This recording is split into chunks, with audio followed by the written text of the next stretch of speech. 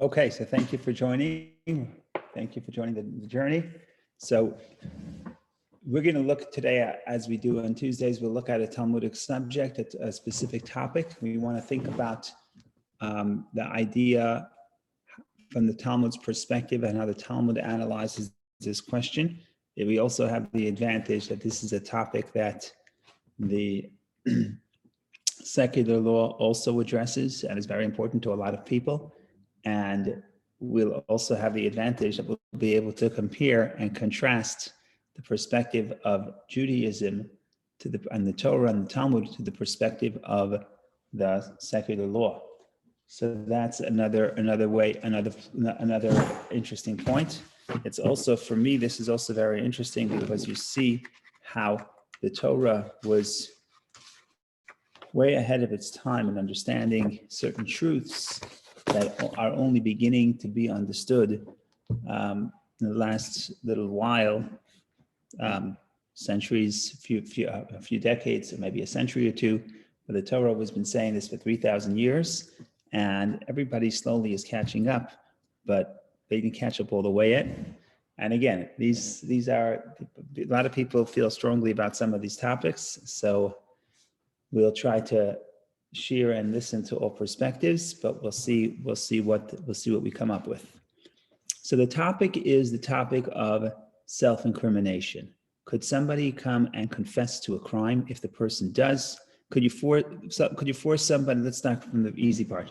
Can you force somebody to confess? And if the person confesses based on coercion because they were forced to, is that considered a valid proof that they are guilty? And in short, the history of criminal justice in the world is that for up until very recently, relatively speaking, people felt that if somebody confesses, even if they confess because they were forced to, that is proof that they are guilty, because if they would not be guilty, they would not confess. And only a few hundred years ago did democracies start thinking about the idea that you should not be able to force people to confess, because if you force people to confess, then it's not justice, because they're just doing it because of their confession. And that's how we get to the United States Constitution. We get to the Fifth Amendment, and the Fifth Amendment says, amongst other things, that you cannot force anybody to confess. And then the history develops that in the 1960s in the United States, there's a case, Miranda versus Arizona. Everybody knows the case. And the point is that the Supreme Court ruled 5-4. The Supreme Court ruled that a confession was made, but the person who confessed did not know that they have the right to remain silent. And therefore, the court ruled that the confession is not valid.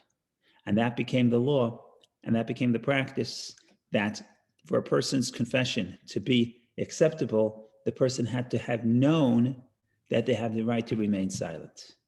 And when that happened, a lot of people became upset, because they said, look, how are you going to prosecute a crime if you have to tell the criminal, but they don't have to speak? And it was very controversial, of course, but that became the law in the United States. So we want to just read quickly and see a little bit about the Fifth Amendment, and then we will go and think about this and say, do we think that's moral? Do we think these are the right decisions? And then we see, what does the Torah say about this? So I'm sharing the screen. What do we have here? Let's just look at the Fifth Amendment.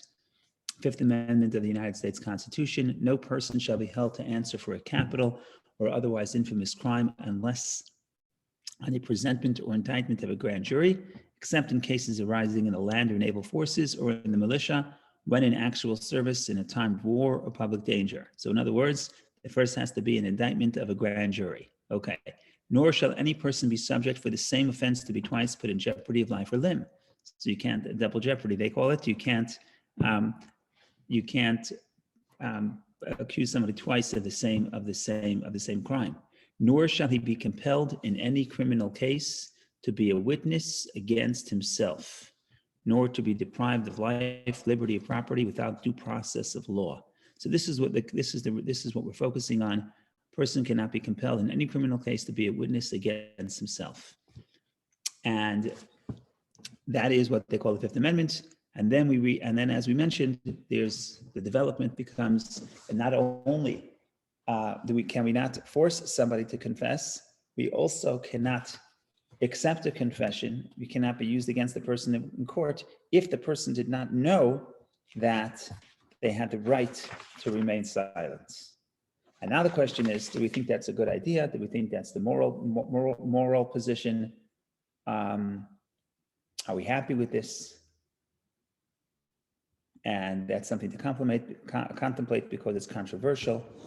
What we're going to do is we're going to look at what the Talmud says, what the Torah says. Now, what the Torah says on this topic is absolutely fascinating because it's very radical, seems to be very radical. And what's also interesting to me personally as a student of the Talmud is that in Jewish law, almost everything, there's a debate about almost everything. There's so many debates in the Talmud.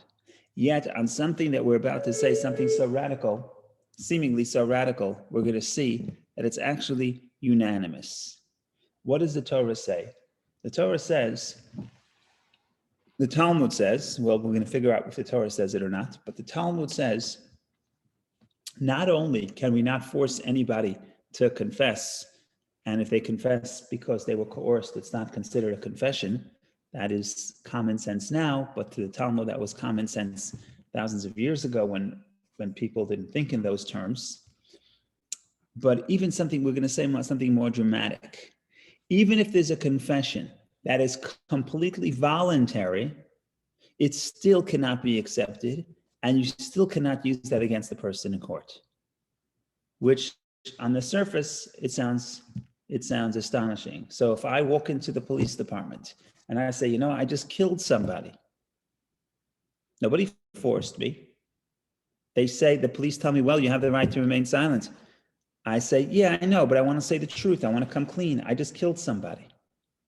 That confession, according to the Torah, cannot be used against me.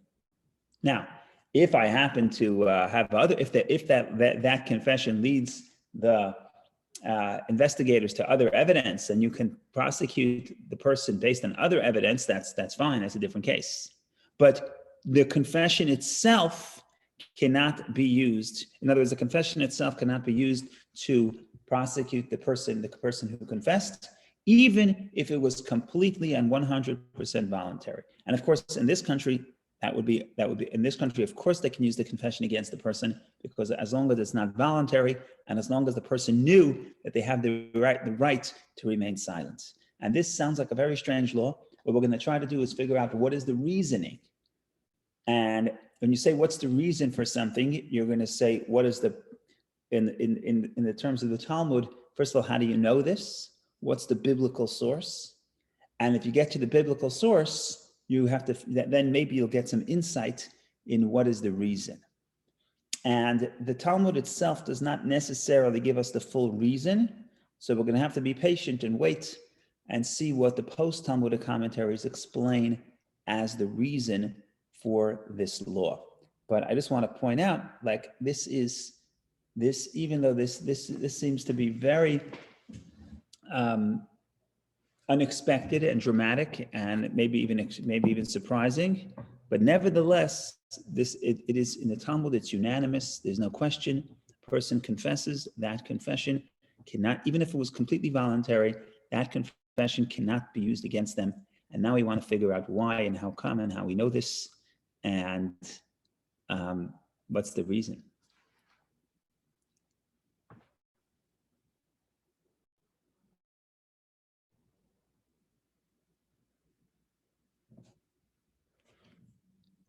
Okay, so we proceed.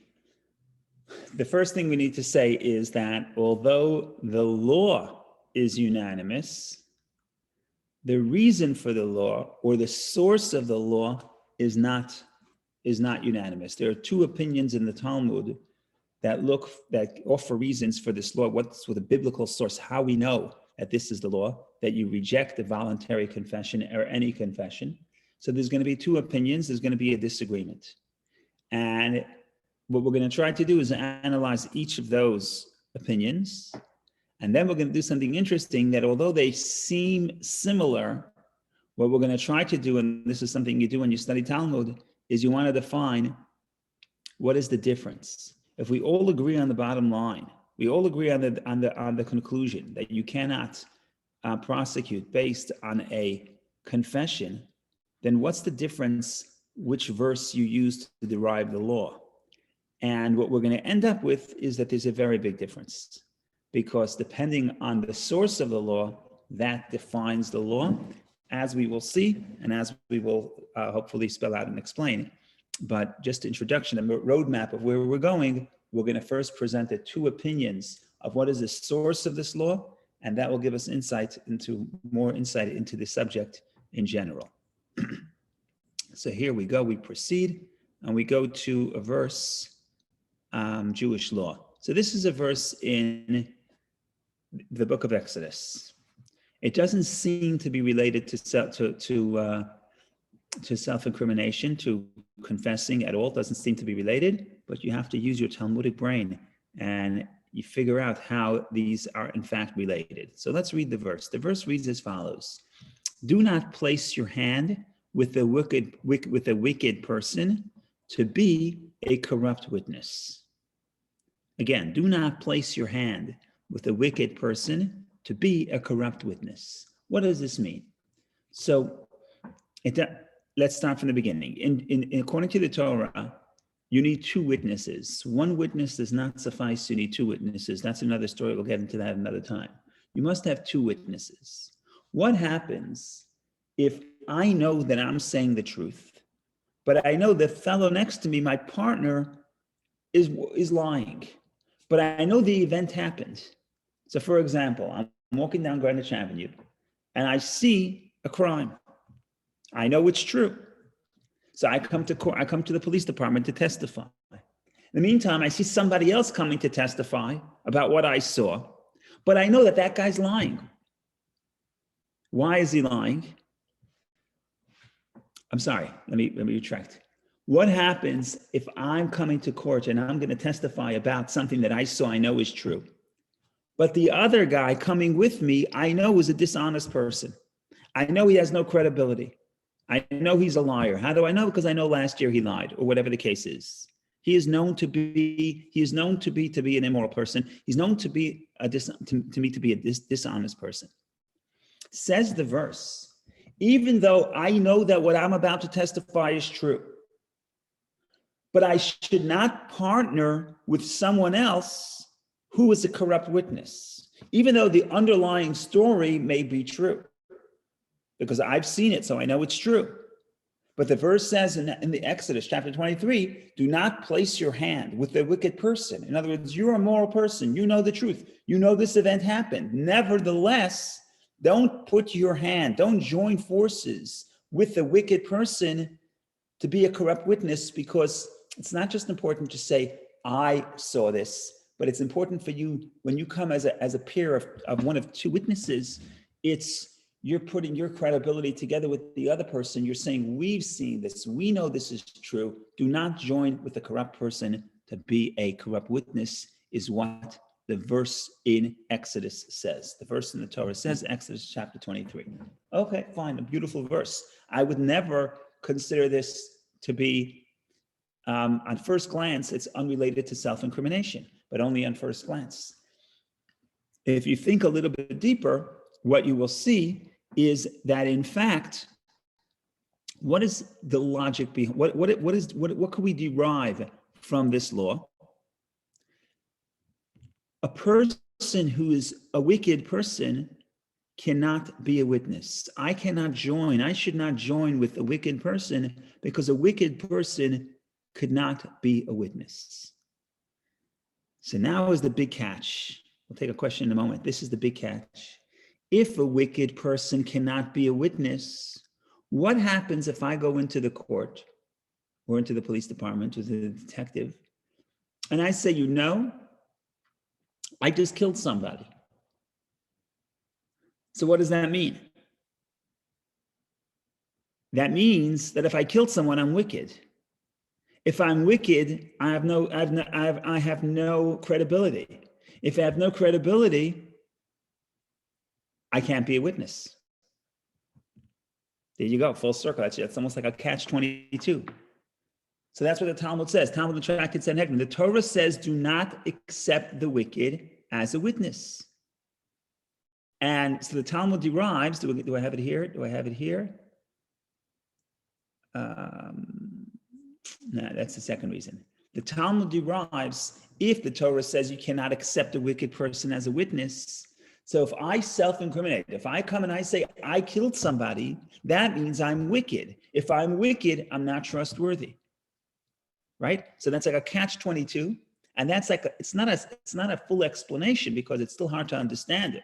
The guy said he killed somebody, you're not going to trust him, but just as a beginning, as a starting point, this is the biblical source. The biblical source is the verse we know. We derive from the verse that I should not join together with the wicked witness, which means somebody who is quote unquote wicked, someone who's not trustworthy, someone who commits crimes is not trustworthy as a witness. So from this, we derive that if somebody self-incriminates, if someone says, I committed a crime, we cannot believe him. Why? Catch-22. If we believe, if we can't use it against him, now we can't use it against him, because if we use it against him, if we accept the fact that he killed, then he's wicked. If he's wicked, he's disqualified as a witness. So that's the first step. That's one opinion. We'll see in a minute. That's the opinion of Rav Yosef. Later we'll see there's another opinion. Go ahead, Vicky, please. Yeah, a couple of questions. So the first question is, that's a brilliant solution, of course, but how can somebody testify against himself when you need two witnesses? He's only one witness. That's my first question. And the second question is, in a regular case, don't partner with the wicked. Does the court know that he is not trustworthy? And if the court does, then he would be disqualified anyway, right? Right. Let's separate your questions. Question number one: How would I?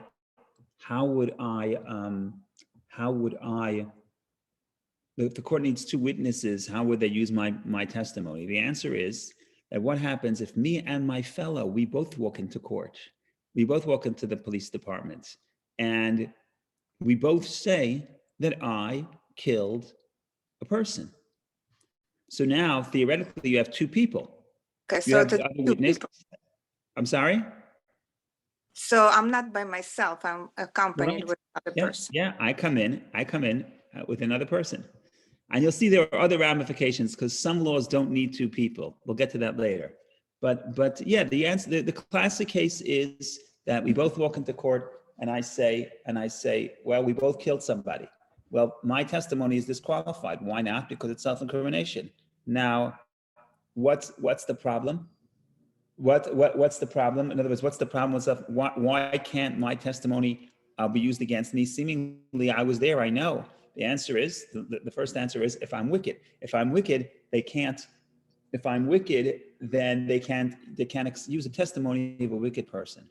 Now, your first question was about the verse. Yes, the verse that we're talking about, the verse, not the self-incrimination verse, but the simple verse, the verse in Exodus chapter 23, verse 1, do not place your hand with a wicked person to be a corrupt witness, is talking about a case where the court does not know that the other person is corrupt. I happen to know the other person is corrupt. I happen to know he sinned. I saw him sin. Okay? So the court would accept him. But I cannot come to court together with him and partner with him to be a witness, even though I know that the underlying story is true. That's what's a fascinating law. I know that the story is true. What's the difference? I know it's true. Yes, but the credibility of the institution of the witness is that we trust the person. We trust the person. If you have no credibility, there's no reason to trust you. Now there's, we understand that it's very hard to apply that this law is completely not applied to not applied in American law today, where it's all about The system is all about getting people to confess against other people. In the Torah's law, that would never work, because if I'm a criminal, then my testimony against another criminal is not valid.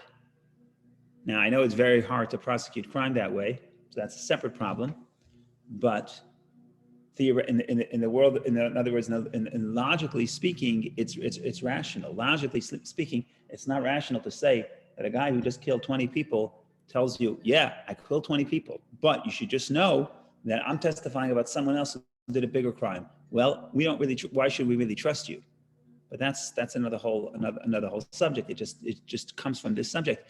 If the Torah says we're not accepting to witness from a criminal, that's very different than what we experience in this country and in most Western law. Okay, so that's the first step. That's the first opinion. Again, so if I stop you in the street and ask you, according to the Torah, why is it that a person cannot incriminate himself?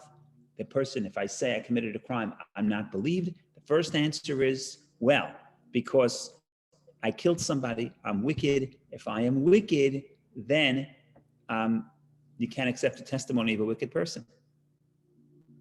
So there you have it. That's why I'm disqualified to testify against myself, because that turns out that I'm a criminal, and if I'm a criminal, then my testimony is rejected. Okay, that is opinion number one. Opinion number two, let's see that that's Rav Yosef, that's Rava. Rava has a second opinion. What is the second verse? Okay, so we have a verse here, Deuteronomy 24. The verse says like this: fathers shall not be put to death because of sons, nor shall sons be put to death because of fathers. Each man shall be put to death for his own transgression. That's what the verse says. It seems like it's basically saying you can't kill children because of the parents. You can't kill parents because of the children. Each person should be prosecuted for their own crime. That is what the verse seems to be saying. However, the Talmud says that cannot be the meaning of the verse. Why not? Because that is obvious. It would be unjust to prosecute a child because of the sin of the father, or to prosecute the father because of the sin of the child. It's obvious. So it's too obvious. So that cannot be the simple meaning of the verse. Says the Talmud. What is the meaning of that verse? When it says, fathers shall not be put to death because of sons. By the way, because is an English translation. Literally in Hebrew, it's lo yimtu avot al banim. Fathers shall not be put to death on sons or upon sons. So it's not exactly clear what it means. In the English, it says because. It sounds very logical. But in the Hebrew, it's not clear what it means. And that's why the Talmud says what it means is that fathers shall not be put to death because of the testimony of sons, nor shall sons be put to death because of the testimony of fathers. And what the Talmud says, the Talmud derives from this verse, that a relative is disqualified to be a witness. A karov, any relative cannot be a witness. If I cannot be a witness about something about my relative, something regarding my relative, that's what we derive from this verse. How does that help us for self-incrimination? And this is actually a beautiful idea. If you think about it, it's very beautiful. If I cannot testify against my brother because my brother is my relative, so I certainly cannot testify against myself. Why not? Because I am my own relative. Who's closer to me? My brother, my cousin, or myself? I am my own relative. I am closest to myself. The closest relative to me is me. So if I cannot testify against my brother and I can't testify against my cousin because they're close to me, by the way, in Hebrew, the word relative is karov, close. The word karov means close. I cannot testify about someone who's close to me. A relative means close to me. So I can't testify about someone who's close to me. Says the Talmud, a person is close to himself. You're the closest to yourself. So if a relative is disqualified to testify about the relative, I cannot testify against myself. I am my own relative. And therefore, my own testimony about myself is disqualified. And therefore, if a person's self-incriminating evidence is not, self-incriminating testimony cannot be used against them. So we'll read it inside in the Talmud, and then we'll see that these two reasons, they look similar, but they're actually, in reality, they're very different. So here we go. Whence is this law derived? From where is this law derived? From what our rabbis taught. Whoops, I'm sorry. Move this away. From what our rabbis taught, the father shall not be put to death for, which means on account of children. What does this teach us? Is it that fathers shall not be executed for sins committed by their children and vice versa? But is it not already explicitly stated, every man shall be put to death for his own sin?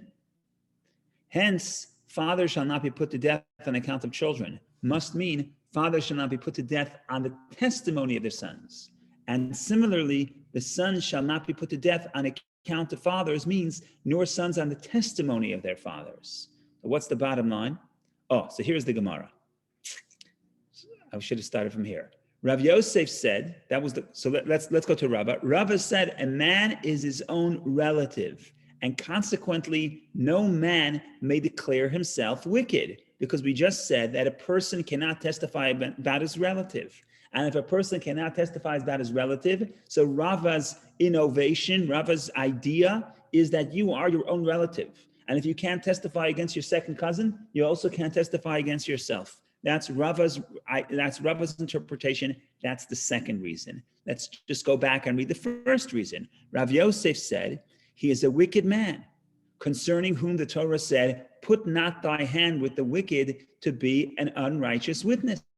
In other words, that's the verse we quoted earlier. The Torah said, don't join a wicked person to be a witness, because in the language of the Talmud, a wicked person is disqualified for testimony. So the first answer is, if I say I killed someone, that makes me wicked. If that makes me wicked, I can't testify against myself, because they can't use that testimony, because you cannot use the testimony of a wicked person. That's opinion one. Opinion two, Rava says, the reason why they can't use my testimony against me is because I am my own relative.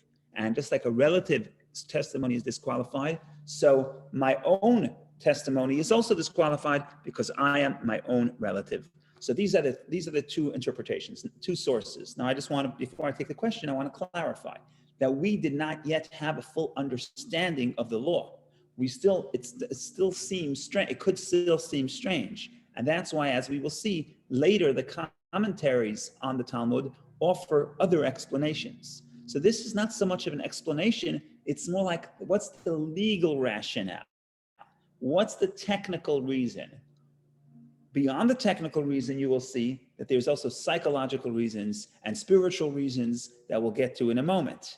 But first, the Talmud starts with law.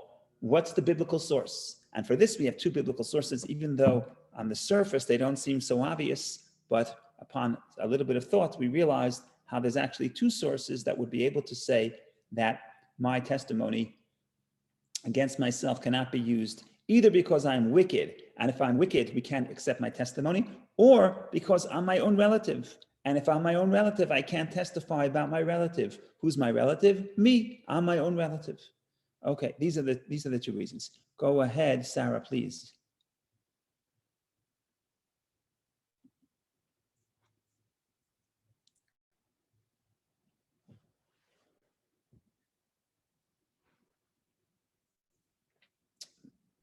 Okay, so I was on mute. Sorry. What about husband and wife? That's an excellent question. I'm pretty sure in American law, just like you can compel somebody to testify against themselves, in American law, you cannot testify against a spouse. I think a spouse is an exception in American law, but in Jewish law, you cannot testify against a spouse, correct. But I think the same is true about American law. I'm not a lawyer, so check with your lawyer before. But even though not blood related. Correct. But the marriage is the covenant of marriage is enough to make me to have, it has legal binding. Again, the word is close. In Hebrew, the word for relative is karov, close. A person is close to their spouse. And it's almost like the Talmud says, your spouse is like part of your body, right? In other words, we become one in some sense, and not just spiritually, but also legally. There's a certain closeness that the law recognizes, and therefore this testifying against the spouse would also K-A-R-O-V. karov, yeah. So Karov, correct. That's the So word. even friends are close to each other sometimes. I'm sorry? Friends, how about friends? Friends. So it means relatives. It doesn't mean any friend. A friend could be. We go. So let's clarify. When I say relative, a relative is when a relative is disqualified. When I say a relative cannot testify, I mean a relative. I'm just pointing out, not a friend. I mean a relative. I'm just pointing out that the Hebrew word for relative is someone who is close, but it means relatives. So I'm just pointing out that in the word relative in Hebrew is that it represents closeness. But yeah, it doesn't really apply to friends, even though, yeah, it doesn't really apply to friends. You could testify about a friend as long as you don't have a vested interest. If you have any interest within this transaction, a financial interest or any other benefit that you will get, then it would be disqualified. But that's another discussion. Again, this branches out. There's so many laws intertwined here. We can't do everything on one foot. But yeah, every twist and turn here, wherever we go, there's more discussion. Thank you. Thank you. Okay. What I want to do, because we're running out of time here, what I want to do is I first want to offer I don't want to get too Talmudic because we don't have that much time. I don't want to get stuck. What I want to do is I want to offer the reasons that are given to this law. And then I want to get to, then if we have time, we'll get back to the Talmudic discussion of what's the difference between these two rationales, whether I cannot testify against myself because I'm my own relative or because I am wicked. That will take 5 minutes. I think we'll leave that to the end. That will be the bonus if we have time for the bonus. But before that, we want to think about what is the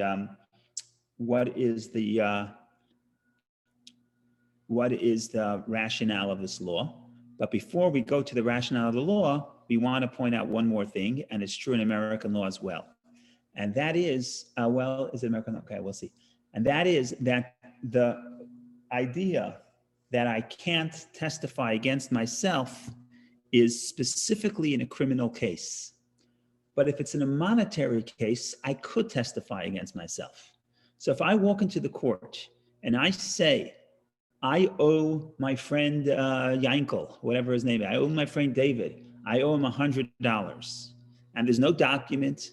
I say I borrowed $100 from my friend and I have to pay him back. There's no document recording the law. There's no witnesses recording the transaction. There's no witnesses. There's only my confession. The law is, if I confess that I owe money, I would have to pay, even if I change my mind later. You confessed that you owe money, you have to pay. If I confess that I was playing baseball and I broke your window while playing baseball by mistake, okay, now I have to pay for the window, regardless if later I change my mind.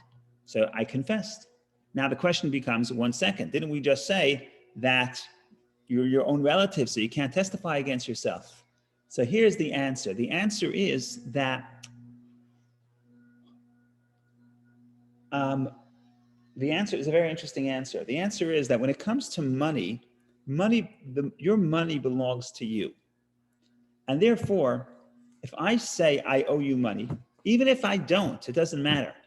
If I say I owe you money and I don't owe you money, so basically what I'm doing is I'm gifting you. By the act of confessing that I owe you money, it's like I'm gifting you the money. I'm making a commitment that I'm going to give you money, regardless if the underlying loan happened or not.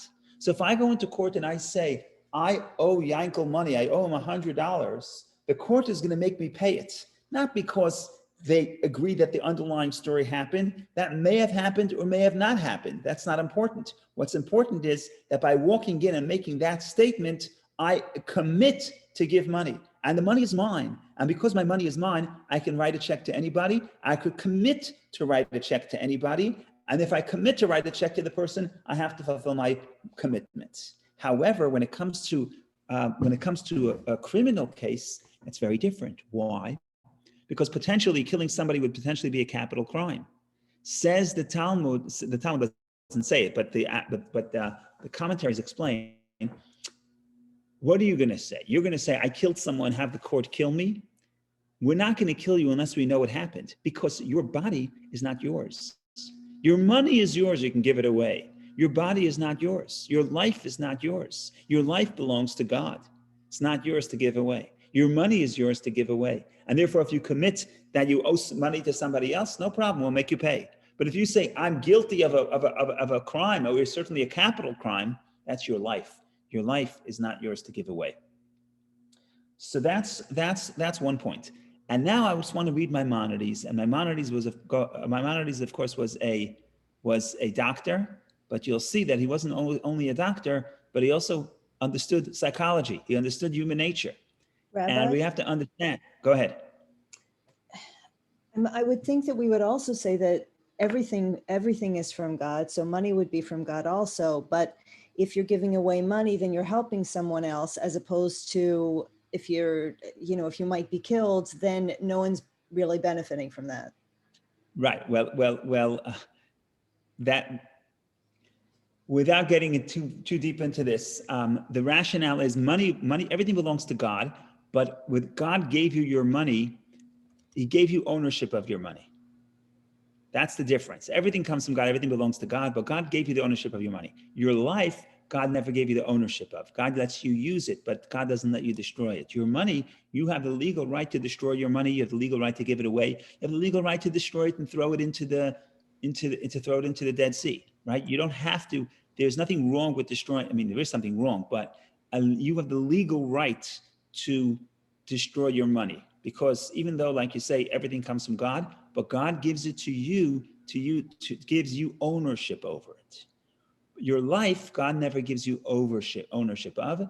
God gives it to you as a pikadon, which means as something to guard and something to use, something you have to return. Can I But ask a question too? please, yes, of course. We're going to take from the doctors, first from you and then from Maimonides. Go ahead. Yeah, two doctors. You want a second opinion always. So my question is this. If I testify against myself, isn't the assumption by the judges that I am wicked? And if so, doesn't that imply that you're guilty before you're declared guilty? Or you're not innocent until proven guilty? So the answer is that I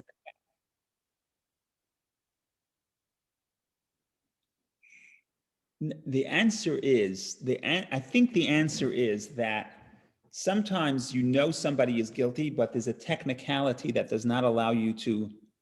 Okay. The answer is that sometimes you're not guilty. I'm sorry, a person is guilty, but we can't do anything with that knowledge because of a technicality. And that's what the reasoning you're offering is Rav Yosef's reasoning, the first answer. And the first answer basically says the judge accepts that you're guilty, but there's a technicality here. The technicality is we can't use a testimony of a guilty person. So you're asking, but doesn't that mean that I'm guilty to proven innocent? No, because until I opened my mouth, I was innocent. The fact that I opened my mouth and incriminated myself made me guilty. But now that I did so, we have a problem. Problem is we have a technical problem. The technicality is we cannot use the testimony of a wicked person. So it's a catch-22. Yes. But the answer is that you're right. If we have time, we'll get into that. That was the bonus part. The bonus part is we assume you're guilty. Why? Not because you're guilty until proven innocent. No, we assume you're guilty because we believe you. We believe you. You said something, we believe you. You said you killed somebody, we believe you. Now we have a technicality. Could we use this statement against you? Could we prosecute you based on this belief? The answer is we cannot prosecute based on a witness of a wicked person, even if we happen to believe that wicked person. Understood. So Yeah, but you're putting your finger on the paradox here. On one hand, we believe you. On the other hand, we don't. Mhm. So that's an issue. I hope to be able to elaborate upon it in the next couple of minutes, because I'm running against the clock. I have to leave at about 5 minutes to 1, and we still have a few steps to go. So let's read Maimonides, and if we all behave and we figure this out, I'm kidding, then we'll be able to get to the final piece. It says Maimonides, a beautiful piece. But before I do Maimonides, we have to understand that people would not understand, people in other words, before the last couple of hundred years, people assumed that if a person confessed even under torture, it must be, there's no other reason. It must be because they're saying the truth and they're guilty, despite the fact that they're tortured. They said, well, if you're innocent, you wouldn't confess. And even today in American law, the assumption is that if you confess and you were not coerced, you confess, you are guilty. And that's why, if you look at this country, if you look at the statistics, cases where there's a confession, juries believe confessions. It's just overwhelmingly the case that juries believe confessions, because in the common mind, if you wouldn't do the crime, why confess? Now, Maimonides, 1,000 years ago, is explaining what the Talmud is saying 2,000 years ago, based on what the Torah says 3,000 years ago, and Maimonides says that is absurd. That is absurd. People would confess for all different reasons. A confession does not mean a person did it. And there could be so many reasons for a person to confess. And why is Maimonides so interesting? It's so interesting because today, modern research proves that that's the case. How do I know? Because today we have DNA evidence. And today, there are so many cases where there was a confession, and yet because of DNA, we know it was a false confession. And the psychologists are onto this, and they say, why are people confessing? And the answer is, there's so many reasons. People feel guilt, there's so many reasons. So what turns out, what everybody thought for thousands of years, that there would be no reason to confess unless you're guilty, Maimonides says that's not true. The Maimonides says maybe the person is suicidal, maybe he wants you to kill him. There could be so many reasons, and now modern research is figuring that out based on DNA evidence. So I'm just going to read Maimonides, and then we'll see what we can do here. Okay, Maimonides. The Sanhedrin may not execute or lash a person who admits committing a transgression, lest he have become crazed concerning this matter. Perhaps he is one of the embittered people who are anxious to die and pierce their reins and swords or throw themselves from the rooftops. Similarly, we fear such a person may come and admit committing an act that he did not perform, so that he will be executed. The general principle is the disqualification of a person's own testimony is a decree of the king. We're not going to get into the second clause. Maimonides says, look, it's a mitzvah. But Maimonides in this first point says, people will confess. Why? I don't know. Maybe they're suicidal. So there's no reason to assume that they committed, that just because of their testimony, that they're saying the truth. And therefore, we as a society have to become much more skeptical about confessions. And here I copied from the Innocence Project, and they say like this. They say, I'm just going to read a paragraph. About 25% of the over 240 wrongful convictions overturned by DNA evidence in the US have involved some form of false confession. In other words, 25% of the confessions that are overturned, of the guilty verdicts that are overturned, have false confessions, which means it's very common. False confessions are very common. Yet it's virtually impossible to fathom why a person would wrongly confess to a crime he or she did not commit. Researchers who study this phenomenon have determined that the following factors contribute to or cause false confessions: real or perceived intimidation by the suspect by law enforcement, use of force by law enforcement during the interrogation, or perceived threat of force, compromised reasoning ability of the suspect due to exhaustion, stress, hunger, substance use, and in some cases, mental limitations or limited education, devious interrogation techniques, and finally, fear on the part of the suspect that failure to confess will yield a harsher punishment. Bottom line is, there's so many reasons why a person will confess. The beauty is that the Torah understood this so long ago, and even today is ahead of the curve and understands that everything we're saying now is about forced confessions or some force of coercion, but according to the Torah, any confession will be disqualified. So this is the story in short. a lot more to say, but it's a taste of Talmudic logic. I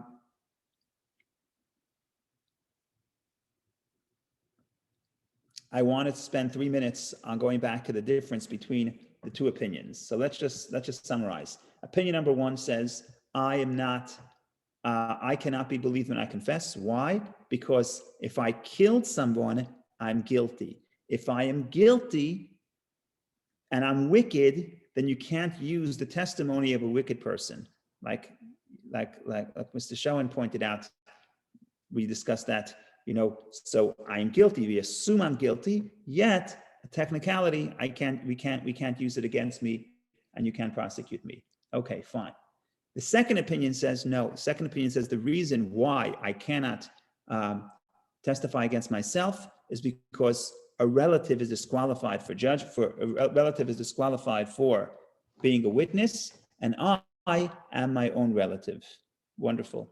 Okay, what's the difference between these two opinions? And the difference is fascinating, absolutely fascinating. The question, I walk into court and I say, I killed someone. Well, they can't use that against me. Can I come to court tomorrow and testify about something else? In other words, does that mean I'm considered wicked? I'm considered wicked and disqualified for unrelated matter. So follow the logic. According to the first opinion, Rav Yosef says you cannot disqualify. A wicked person is disqualified for a witness, and therefore I can't testify against myself. Essentially, like we explained earlier, what is he saying? Essentially, we believe that I'm a murderer. Essentially, I'm wicked. We just say you cannot accept the testimony of a wicked person, but you're wicked. So if I'm wicked, what happens is if I'm wicked, then tomorrow, if I testify about something, we say, hey, we don't accept your testimony, you're a wicked person. Now let's look at the second reason. Rava says, when I walk into court and I say I killed somebody, they say we can't use that against you. Why not? Because you're your own relative. If you're your own relative, we don't accept testimony by relatives. So they never accepted my testimony to begin with. In other words, they don't believe that I'm wicked. That's the difference between reason one and reason two. Reason one says, sorry, we cannot accept testimony of a wicked person. Reason two says we don't accept our testimony by relatives. So according to the first reason, we accept that you're murdered. We accept that you're wicked, but you cannot use a testimony of a wicked person. According to the second reason, we don't believe you that you're wicked. We don't believe you that you killed. And therefore, Rava says that if I come in court and testify about something else tomorrow, they'll believe me because they don't believe that I'm wicked. So that's a big difference, even though the reasons seem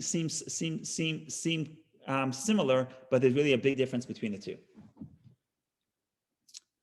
And then I can't hold myself back, so I'm going to say something else. I really need more than 60 seconds for it, but I'm sorry that I'm only doing 60 seconds, but here it goes. Here's Rava's, this you need a Talmudic mind to get, but here it is. Says Rava,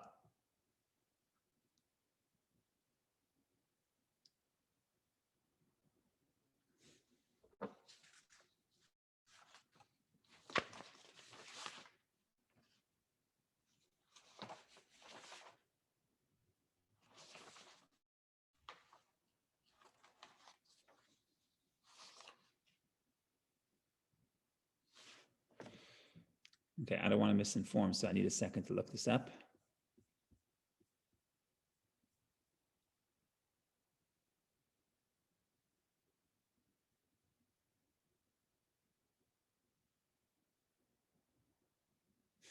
Okay, here's the scenario. You ready? This is a crazy scenario.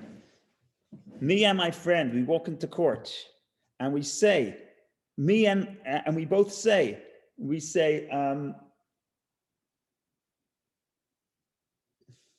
I'm sorry, not me and my friend, myself. Let's go to the case. There's one, even though I said usually you need two witnesses, there's some cases where one witness is enough. For example, if one person testifies that a person died, we accept that to allow the widow to remarry. So I don't want to go into the whole subject of widows remarry, but the rabbis lower the bar. We want to allow the widow to remarry. So we say one witness is enough. When one witness says somebody died, the widow is allowed to remarry. Okay, here's the case, crazy case. I walk into court. I say, I killed Yankel. We don't accept my testimony. We can't prosecute me. Now the question says, could Yankel's wife remarry? Could the poor widow remarry based on my testimony? Rava says something absolutely astounding. Rava says, we split the testimony. When I walk in and I say that I killed Yankel, we split the testimony. We accept 50%. We say Yankel was killed. That's true. We believe you that Yankel was killed, but we don't believe you that you're the one that killed Yankel. So it turns out if I go into court and I say I killed Yankel, they won't prosecute me according to Rava, according to the second opinion. The first opinion will differ. The second opinion says, we won't kill me. We won't prosecute the person who said that, yet Yankel's wife could remarry. It's called in Talmudic language, palginon dibura, we split the word. How can you do that? It makes no sense. Well, according to the first opinion, you wouldn't do that. According to the first opinion is, we believe you that you, I'm sorry. Let's put the first opinion aside. Even according to the first opinion, you're wicked. And if you're wicked, you can't testify. According to the second opinion, we never accepted your testimony about yourself. Because you cannot testify about yourself, we never accepted the testimony about yourself. So we don't believe that part. But the fact that you're testifying that by extension, David was killed, that we could believe because you're not wicked and you're not related to David. You're only related to yourself. So we cut out the part about yourself and we accept the part about David and David's wife could marry. So it's actually mind-boggling, this result, but it's an interesting Talmudic result. The result would be, in this case, I walk into court, I say I killed David, they can't prosecute me, David's wife can remarry. Why? We only believe 50%. We don't believe everything. We believe that guy's dead. We don't believe that you're the guy that killed him. So this is, again, I feel bad that I'm just dropping this bomb and running, but there's a lot more to talk about. This is fascinating stuff, but I hope we're at least getting a taste of what Talmudic logic is like and analyzing the two opinions and how they differ from each other. And I hope this was enjoyable for you because I enjoyed it. So I thank you so much for joining. And have a wonderful day. Any questions, comments, email it to me because I'm on the go. This was great. Thank you. Can you send us the study book like last week? Yes. Can you email us? Oh, Yes, great. we'll do. Thank you, Rabbi. Thank you. Thanks, Rabbi. Wonderful day. Be well. Thank you. Bye-bye. Thank you. Thank you. Take care.